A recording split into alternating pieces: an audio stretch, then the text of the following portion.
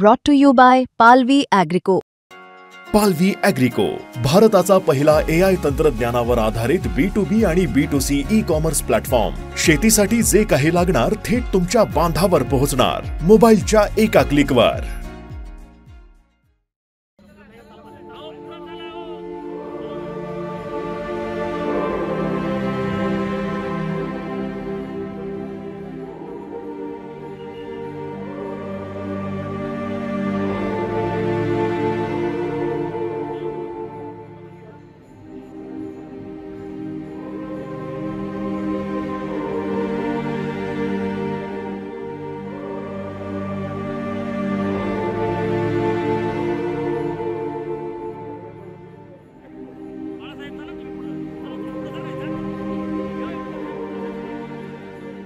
राजकारणातला जिगरी मित्र गमावला.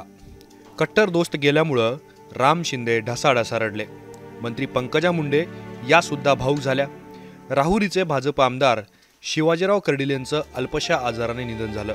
त्यांच्या अंत्ययात्रेत राज्याचे मुख्यमंत्री देवेंद्र फडणवीस यांनी हजेरी लावली, परंतु शिवाजी कर्डिलेंना निरोप देताना राम शिंदेंना अश्रू अनावर झाले. कर्डिलेंचा मुलगा अक्षय कर्डिलेच्या गळ्यात पडून राम शिंदे ढसाढसा रडलेत.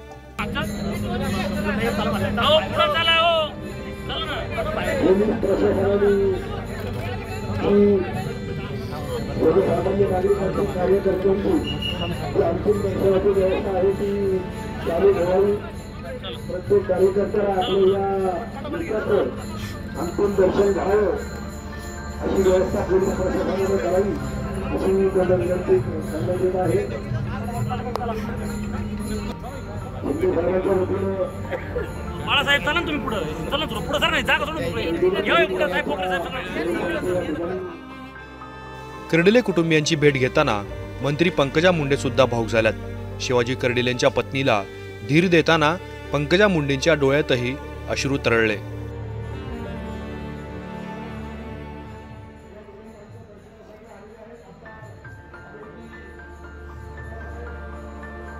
कर्डिले साहेबांनी लेकीसारखं प्रेम आमच्यावर केलं. मुंडे साहेबांवर एखाद्या भावासारखं प्रेम केलं. अगदी 3-4 दिवसापूर्वीच आम्ही भेटलो. नेहमी हसणं, बोलणं, मस्करी, मजाक करायचे, हसत राहायचे. आज कर्डिले साहेबांचा चेहरा डोळ्यासमोरून जात नाही. त्यांना मी आदरांजली वाहते. माझ्या पित्यालाही मी असंच चालता फिरता असताना गमावलेलं आहे. त्यांच्या परिवाराचं दुःख मी समजू शकते. शिवाजी कर्डिलेंना अखेरचा निरोप देण्यासाठी मुख्यमंत्री देवेंद्र फडणवीस नगरमध्ये आले होते. त्यावेळी त्यांनी शिवाजी कर्डिलेंच्या राजकीय आठवणींना उजाळा दिला. सातत्याने मोठा जनसंपर्क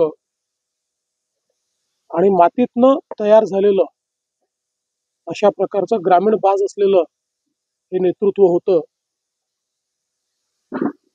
त्यांना ग्रामीण भागाची, शेतीची, दुधाची या सगळ्या गोष्टींचं प्रचंड ज्ञान त्यांना होतं आणि